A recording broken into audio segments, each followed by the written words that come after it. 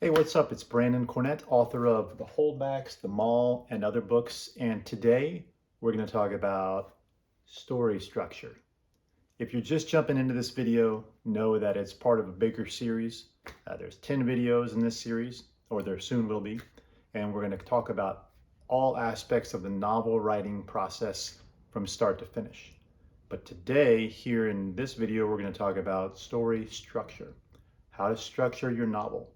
And I find that this is something that a lot of first-time writers are intimidated by, and maybe they feel overwhelmed by story structure because they think back to English class, or writing class or literature class back in high school when they had to break down and analyze or perhaps overanalyze novels for their assignments. And they think, how could I possibly do that with my own writing? It's just like big high level academic thing, but we're going to simplify it. Story structure is really not that complicated once you break it down, and breaking it down is exactly what we're going to do. And there's lots of different ways that you could structure a novel. Most of the novels that you read, whether you realize it or not, either follow a 5-act structure or a 3-act structure. The 3-act structure goes way back to plays that typically follow a 3-act model or structure. But we're going to talk about the 5-act structure for a novel. And I want to zero in on this one for two reasons. One is because it's one of the most common structures or story models used in novels today, and it can apply to almost any type of novel. So it's really useful. And don't let the word structure fool you. It sounds like it's rigid and inflexible, but you can apply this structure to your novel in a creative way. You can tell your own story. You can do something people haven't read before or seen before. The structure is really just to help you as a writer put your story together, and also to help your reader follow the story and helps them keep engaged, as we'll see. So what is the 5-act structure for a novel right here? So part one is the opener. You might have heard this referred to as the exposition, and we're going to talk about what that is, but basically it's the beginning of the book.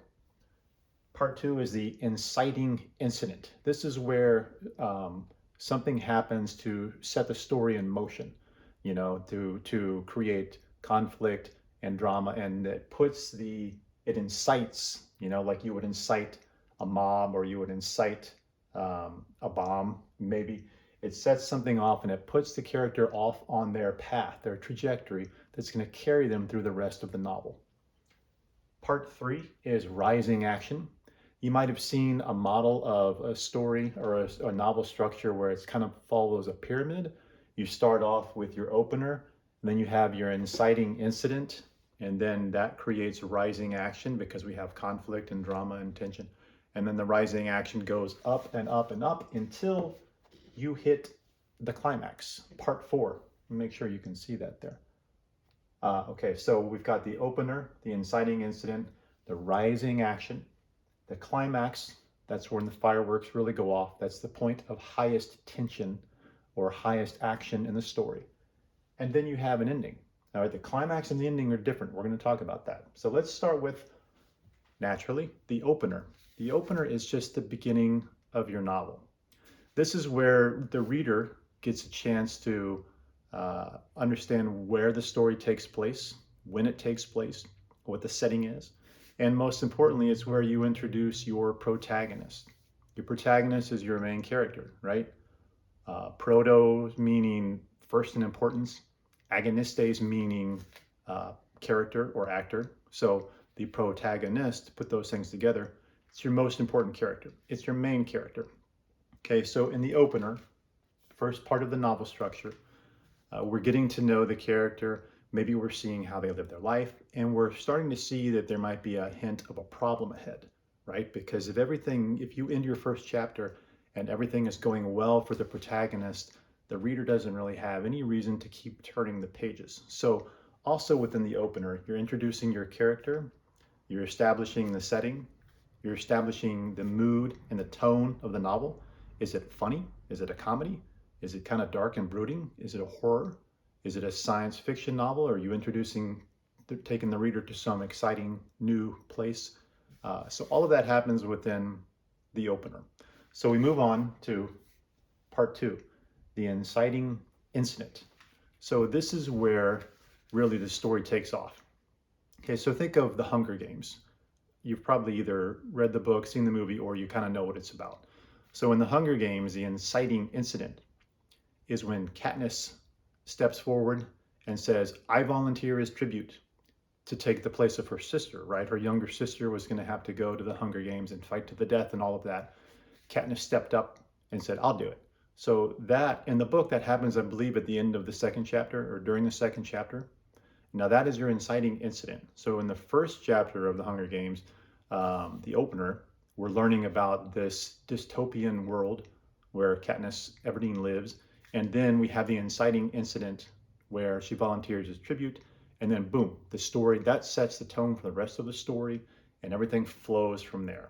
So your inciting incident is going to be where your character maybe sets out on a quest, or faces some challenge or obstacle, or something happens, generally something bad.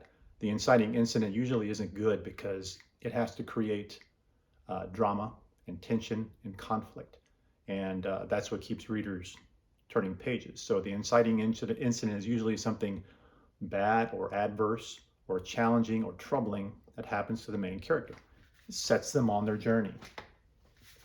Opener, inciting incident, rising action. Again, go back to the Hunger Games. So we have the inciting incident where she volunteers as tribute. Then we have the rising action where they're going through their training and they're learning to use their tools and their weapons. And then they actually, start the Hunger Games and things get really dicey and bloody. So the rising action is exactly what it sounds like. You've put the story in motion with the inciting incident. And now you're cranking up the tension from one chapter to another, generally by presenting obstacles to your protagonist. So your protagonist starts off through, the inciting incident, puts them on a path, and they're traveling along, and then boom, they hit an obstacle. And then, they try to work their way around it. They probably make a mess of things, and now it's even more complicated. And there's more danger or higher stakes or higher tension. And so, instead of walking on a flat path, they're walking up, and they're facing increased tension, bigger problems, bigger obstacles. That's what keeps readers going. Because if there's not a hint of trouble ahead, or, oh, something is not right, this is going to get worse, this is going to get worse, that's what keeps readers going. If they end a chapter, your reader ends a chapter, and everything's fine, and there's no hint of trouble or complication ahead, what reason do they have to keep reading? They don't.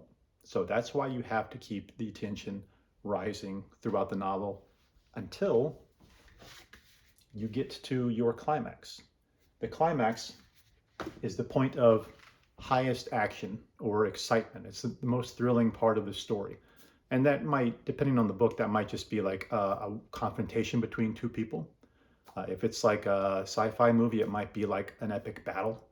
If it's a horror, the climax might be where the main character, the hero, faces the monster, once and for all. And then that's the point of highest action. That's what you build up to. You set it in motion. You set off on that path with your inciting incident. And then you work up, increasing the tension as you go with rising action. And then you hit the climax. And then all the fireworks go off. That's the point of highest action.